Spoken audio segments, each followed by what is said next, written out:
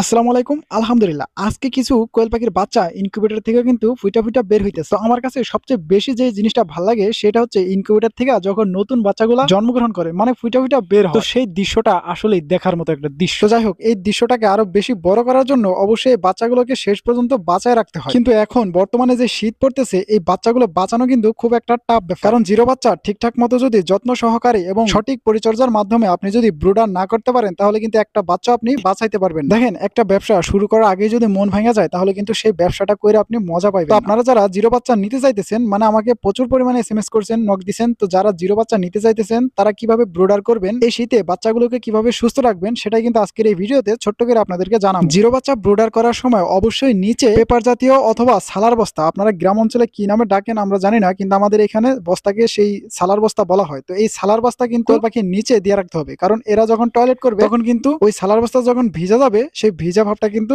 ওই সালার বস্তা এবং পেপারে কিন্তু টাইনে নিবে। তখন কিন্তু আপনার বাচ্চাগুলা একদম সুস্থ থাকবে এবং শুষ্ক থাকবে। আমাদের ফার্মে যে বড় পাখিগুলো আছে, এগুলাকে কিন্তু আমরা খাবার দিয়ে দিছি। এদের এই খাবারের দৃশ্যটা আমার কাছে বেশ ভালো লাগে। আপনাদের কাছে কেমন লাগে আমি জানি না, কিন্তু যখন এরা খাবার খায়, আসলে এই খাবারগুলো দেখতে, এদের খাবার খাওয়াটা দেখতে বেশ ভালো লাগে। তো আমাদের নিজস্ব যে ইনকিউবেটরটা আছে, সেখানে কিন্তু আমরা বাচ্চা উৎপাদন করে থাকি, এবং যে সাদা বাচ্চাগুলো মেশিন থেকে ফুটা বের হয়, সেই বাচ্চাগুলো কিন্তু আমরা কাউকে দেই না। আমাদের ফার্মের সৌন্দর্য বাড়ানোর জন্য মেশিন থেকে যে বাচ্চাগুলো বের হয়, সাদা বাচ্চাগুলো, এগুলো কিন্তু আমরা রাইখা দিই। তো এদিকে দেখেন, এই ব্রুডারের ভিতরে কয়েকশো বাচ্চা আছে। তো এই বাচ্চাগুলো একজন অর্ডার দিছে, এবং এই বাচ্চাগুলোর বয়স যখন 20 থেকে 22 দিন বয়স হইব, একজন আয়সা কিন্তু নিয়ে যাবে। মানে যে অর্ডার দিছে সে আয়সা নিয়ে যাবে। কারণ যেই ভাইটা অর্ডার দিছে সেই ভাইটা কিন্তু একদমই নতুন, মানে এই ফার্ম সেক্টরে কিন্তু একদমই সে নতুন, যার কারণে সে 20 থেকে 22 দিন মানে ব্রুডার করা শেষ হইলে সে বাচ্চাগুলো নিতে চাইতেছে। আর এইদিকে দেখেন, আমার ফার্মের ভিতরে একটা ঘুঘু পাখি দেখতে পাইতেছেন। তো এই ঘুঘু পাখিটা আমি একদম ছোট্ট থেকে বড় করছি। পাখিটা আমাদের ফার্মের ভিতরেই থাকে এবং সর্ব জায়গায় কিন্তু ঘোরাফেরা করে। আচ্ছা, আমি ভিডিও শুরুতে যে কথাটা বলছিলাম, সাদা পাখিগুলো আমার কাছে বেশ ভালো লাগে, তাই আমি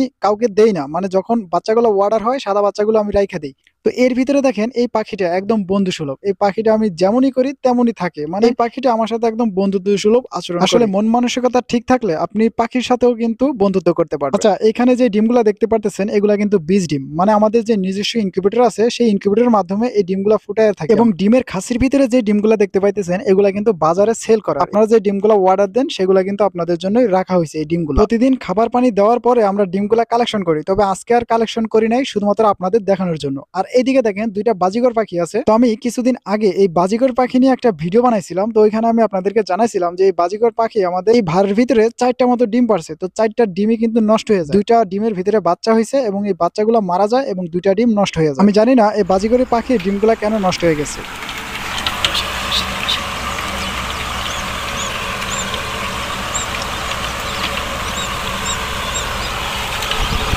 তো যেই কথাটা না বললেই নয়, দেখেন আমাদের নিজস্ব যে ইনকিউবেটরটা আছে, সেই ইনকিউবেটরের মাধ্যমে কিন্তু আমরা বাচ্চা উৎপাদন করে থাকি। এবং আজকে হ্যাচিং ডেট, আজকে সেটার থেকে আমরা হ্যাচারে কিন্তু কিছু ডিম লাগাই দিয়েছিলাম, এবং নামানোর পরে কিন্তু ডিম থেকে আস্তে আস্তে কিন্তু ডিম থেকে বাচ্চা ফুটা বের হইতেছে। এবং এইদিকে দেখেন, কিছু অরিজিনাল টাইগার মুরগির ডিম দিছিলাম, এই ডিমগুলোও কিন্তু আস্তে আস্তে কিন্তু ফুটা বের হইতেছে। যাই হোক, যারা এই বাচ্চাগুলো অর্ডার করতেছেন তারা অবশ্যই অর্ডার করবেন, এবং আপনাদেরকে যে সুস্থ বাচ্চাগুলো সেগুলাই কিন্তু দেওয়া হবে। ওকে, সবাই সুস্থ থাকবেন, ভালো থাকবেন। আর যদি বাচ্চা লাগে অবশ্যই আমার সাথে যোগাযোগ করবেন। ভিডিও ডিসক্রিপশন বক্সে অথবা কমেন্ট বক্সে আমার নাম্বারটা দেওয়া থাকে। এতক্ষণ সাথে থাকার জন্য আপনাদেরকে অসংখ্য ধন্যবাদ।